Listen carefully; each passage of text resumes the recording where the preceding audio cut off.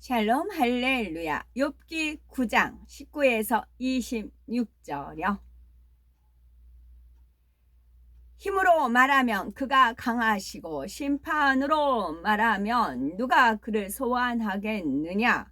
가령 내가 의로울지라도 내 입이 나를 정죄하리니 가령 내가 온전할지라도 나를 정죄하시리라.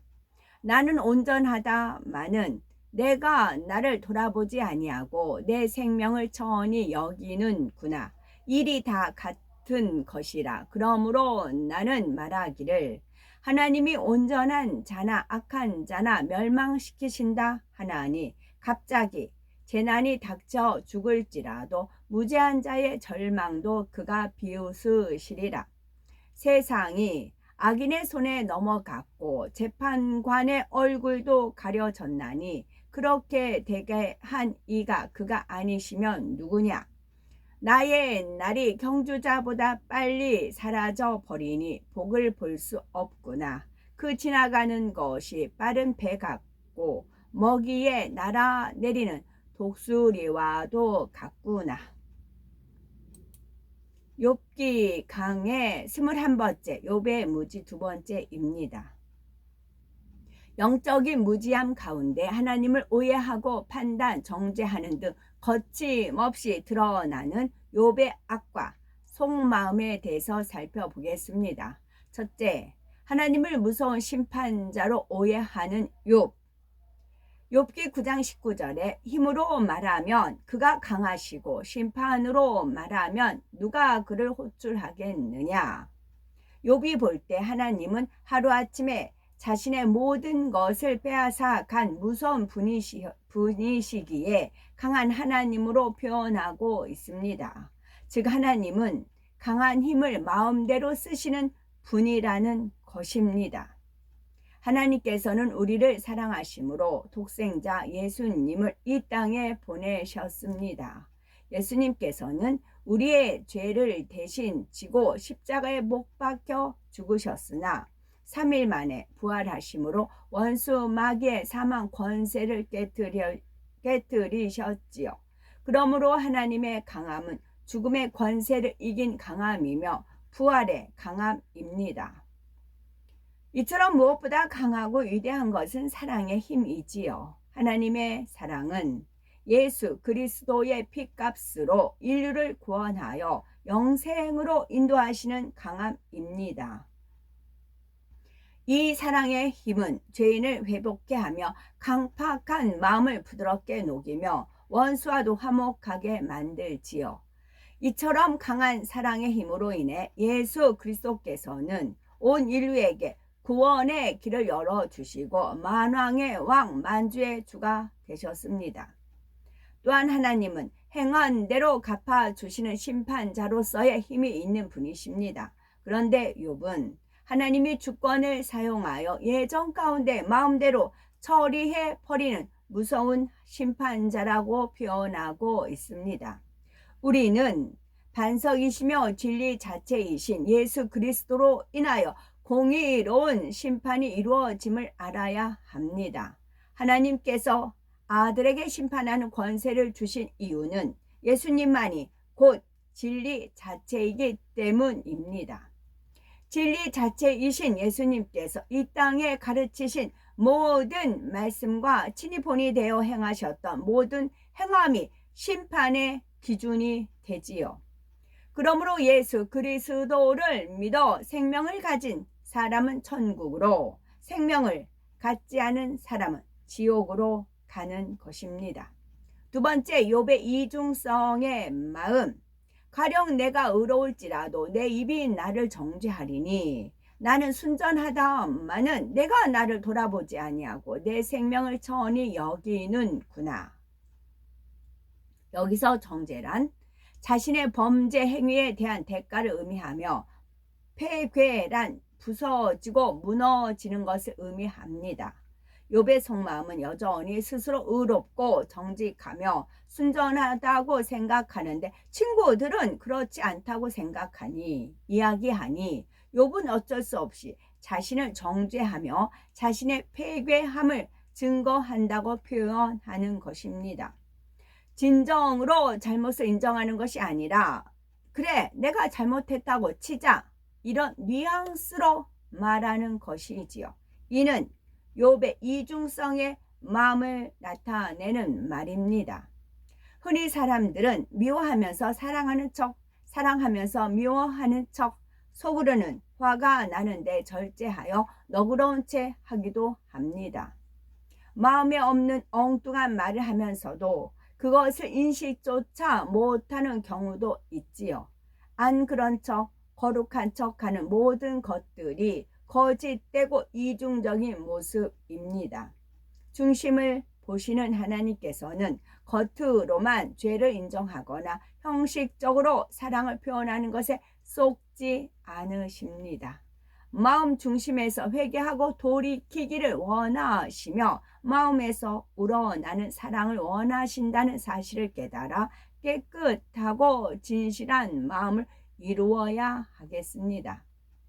욥은 스스로 순전하다고 결론 지으면서 자신은 아무 잘못이 없는데 전능자에 의해서 삶이 엉망이 된 현실 앞에서는 자신을 천하게 여길 수밖에 없다고 합니다. 신앙 생활을 하는 사람들 중에도 나는 예전에는 부유했고 명예와 권세도 있었는데 하루아침에 망하고 말았습니다 라고 말하는 경우가 있습니다. 이때 문제의 원인을 나의 실수와 부족함으로 돌리고 회개해야 하는데 마치 하나님이 자신을 그렇게 만들었다는 식으로 말하지요. 비록 말은 입 밖에 내지 않았다 해도 그런 생각 자체가 큰 오산이요 너무나 하나님을 서운케 하는 것임을 알아야 합니다. 돈이나 명예가 있다고 해서 천국에 갈 수 있는 것이 아니니 만일 사업이 망하여 하나님을 찾는 계기가 되었다면 도리어 감사의 고백이 나와야 하지요. 하나님의 자녀가 되어 영생과 천국을 얻는 것이 가장 큰 축복이기 때문입니다. 그러므로 욥처럼 변명하거나 이중성의 마음을 갖는 것이 아니라 진리에 비추어 자기를 온전히 내려놓고 솔직하게 인정할 수 있어야 하겠습니다. 세 번째, 공의가 없는 하나님이라고 판단 정죄하는 욥. 일이 다 일반이라 순전한 자나 악한 자나 멸망시키신다 하나니 호련히 재앙이 내려 도륙될 때에 무죄한 자의 고난을 그가 비웃으시리라. 욥기 9장 22, 23절. 욥은 예전 가운데 마음대로 해버리는 하나님이시기에 사람이 의롭게 살아봤자 아무 소용이 없다고 말하고 있습니다. 즉 자기와 같이 순전하고 의롭게 살아간 사람도 이처럼 고통받게 하시는 하나님은 선한 자들과 악한 자들을 똑같이 취급하시는 분이라는 것이지요. 그러나 하나님은 선악 간에 심판하시는 공의로우신 재판장이십니다. 극렬한 풀물불 같은 심판날에 이르면 교만한 자와 악한 자는 순식간에 불에 살라지는 지푸라기 같이 패망하지만 하나님을 경외하는 사람에게는 치료하는 여호와와 회복시키는 하나님의 은총이 함께 하십니다. 또한 신명기 28장에는 우리가 하나님 말씀에 순종하면 세계 모든 민족 위에 뛰어나게 하실 것이며 모든 복이 임하게 해주시겠다고 말씀합니다. 반대로 우리가 하나님 말씀에 순종하지 않고 그 모든 명령과 규례를 지켜 행하지 아니하면 모든 저주가 임할 것을 말씀하고 있지요. 이처럼 하나님께서는 선한 자와 악한 자를 일반으로 취급하시는 것이 아니라 악한 자는 악의 봉을 받게 하시고 순전한 자는 선을 행한 대로 갚아주시는 분입니다. 그러나 욥은 공의가 없는 하나님이라 오해할 뿐만이 아니라 죄 없는 자의 고난을 비웃으시는 하나님으로 판단하고 있습니다. 호련히 재앙이 내려 도륙될다라고 표현한 것은 자신에게 갑자기 재앙이 임하였다고 생각하기 때문입니다. 흔히 사람은 자기가 악하면 다른 사람도 악하게 봅니다. 자기가 거짓말하니 상대방도 거짓말한다 생각하고 자기가 간음하니 상대방도 그러려니 생각하지요. 상대는 진실을 말하는데도 속마음은 안 그러겠지라고 판단합니다. 사람에 대해 오해하는 사람은 하나님에 대해서도 오해를 합니다. 한낱 피조물인 우리가 어떻게 광대하시고 오묘하신 창조주 하나님의 마음을 다 헤아릴 수가 있겠습니까?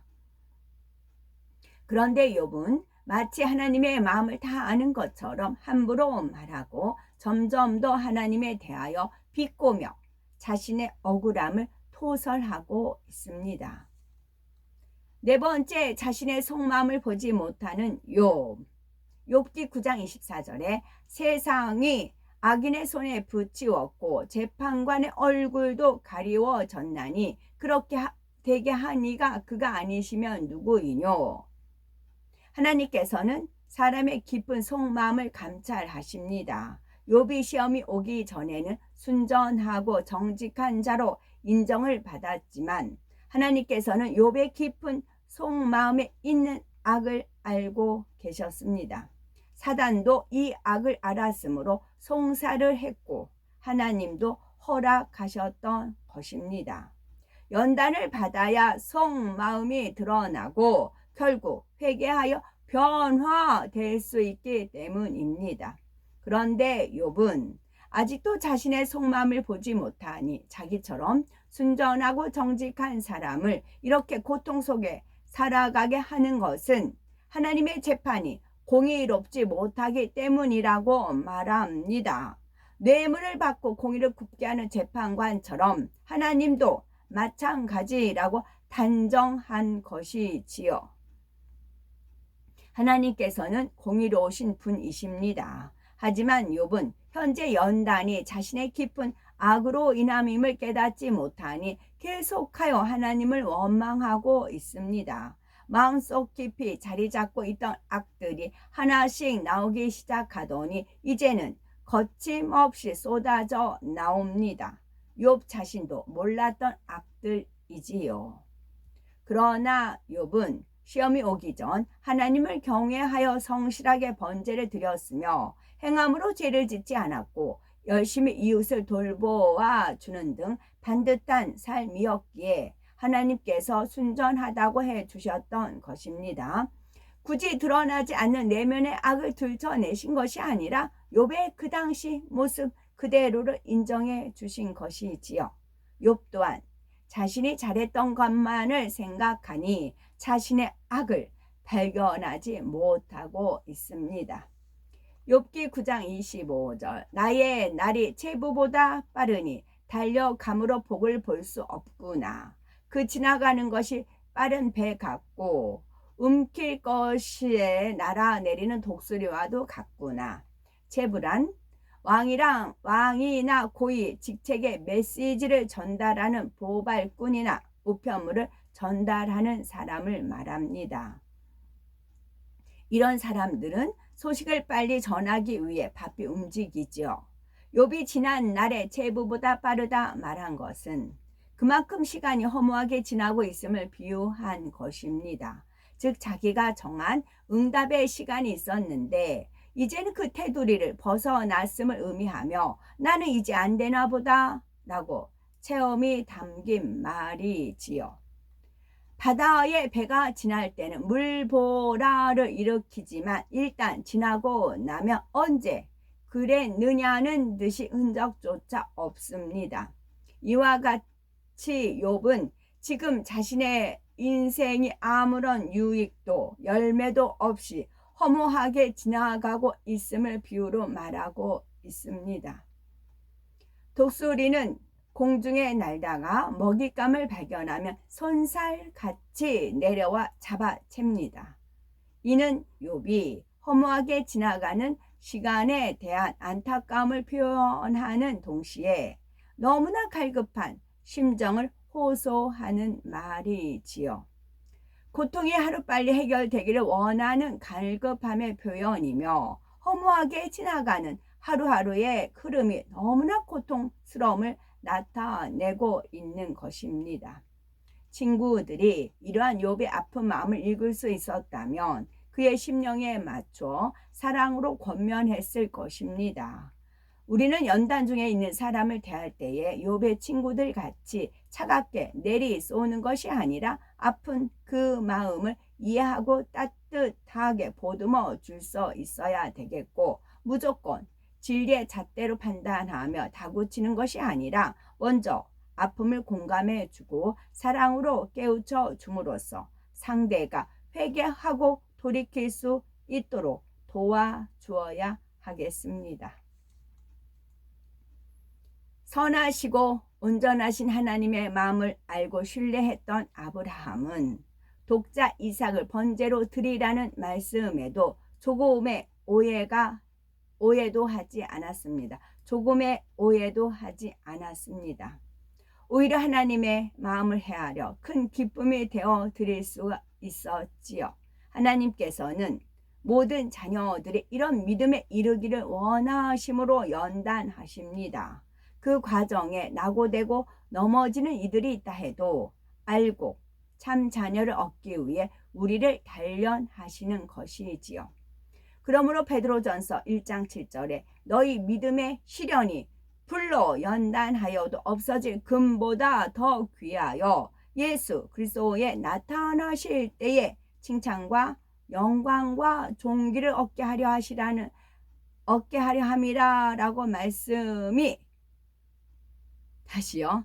베드로전서 1장 7절에 너희 믿음의 시련이 불로 연단하여도 없어질 금보다 더 귀하여 예수 그리스도의 나타나실 때에 칭찬과 영광과 존귀를 얻게 하려 함이라 하신 말씀이 우리 모두에게 임하는 복된 우리가 되어야 되겠습니다. 아멘.